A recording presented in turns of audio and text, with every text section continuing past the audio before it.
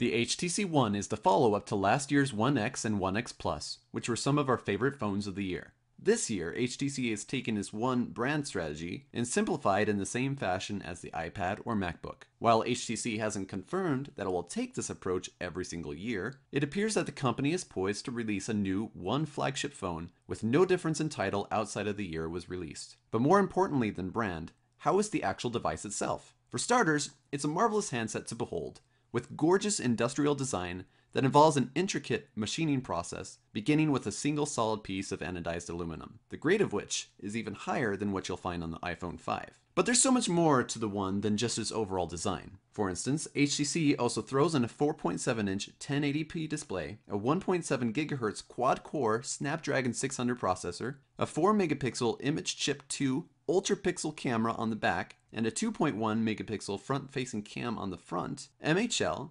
NFC, DLNA, dual-band Wi-Fi with AC support, Bluetooth 4, 2 gigs of RAM, an infrared blaster, a 2300 mAh battery, your choice of 32 or 64 gigs, and plenty of other top-of-the-line specs. The One follows the pyramid design strategy that we've seen on the Windows Phone 8X and the Butterfly.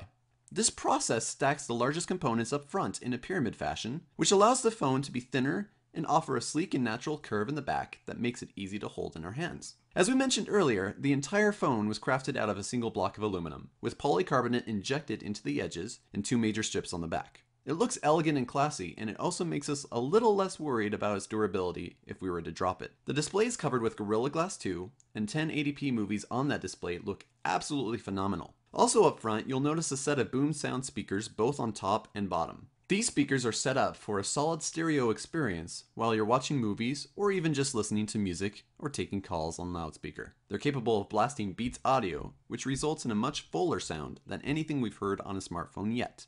The power button on top doubles as an infrared receiver and transmitter, so you can use the One as a remote. Additionally, the micro USB port on the bottom can be used for MHL, so you can hook your phone up to any HD TV and watch movies straight from the device. Another huge change on the One is the way that it handles its imaging. HTC has come up with what it's calling an ultra-pixel sensor, which basically means each pixel is much larger than the standard phone camera, which thus is capable of taking in more light. In order to do this, HTC needed to drop the resolution down to 4 megapixels, which means that when you zoom in on a picture, you have less pixels and, well, fewer details. Daylight images still look very crisp when you view them at regular size though. The One also features optical image stabilization and a lower aperture than most cameras. As you can imagine, this makes low light shots look absolutely stunning because they're able to grab so much errant light. The HTC One is now our go-to device anytime we need to take the best possible pictures from a smartphone. The One can also take 1080p video, and you can record it using HDR as well if you prefer.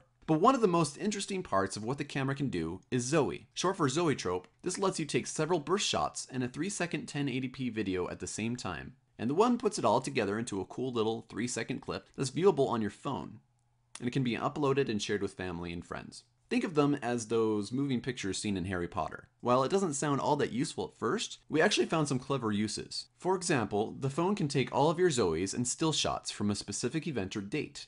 Let's say a Disneyland vacation, and does some slick professional style editing and slaps together a 30-second clip with your shots synced to music. Once that's done, you can upload them to YouTube or a special URL that you can hand out to whomever you'd like. Second, there's a feature called the Zoe Share, which lets you take up to 10 shots and put them together as a collage, again on a special URL. The HTC One comes with Android 4.1, but you may not be able to tell right away because HTC adds its custom skin to it called Sense 5. The biggest added feature to Sense 5 is Blink Feed, which looks like a combination of Flipboard and Windows Phone Live tiles. In Blink Feed, you see a series of windows of different sizes, each one representing a social media status update or a website post. You can scroll through them as a means to catch up on any news you missed while you've been away from your phone. You can choose which feeds you want. For example, tons of sites are featured, one of which is Engadget, and there's also support for Twitter, Facebook, and many other services. You can't do emails or notifications yet, but in the future an SDK will be provided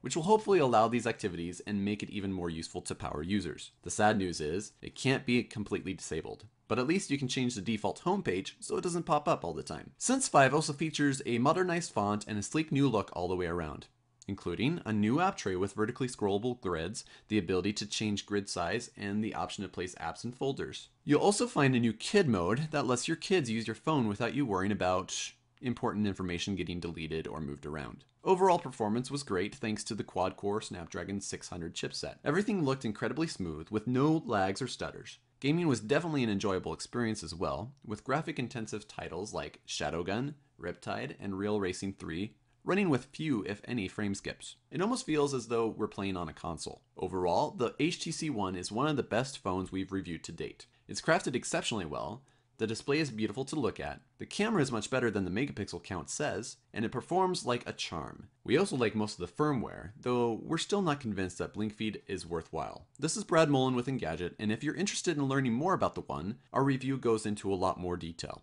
Check it out at Engadget.com.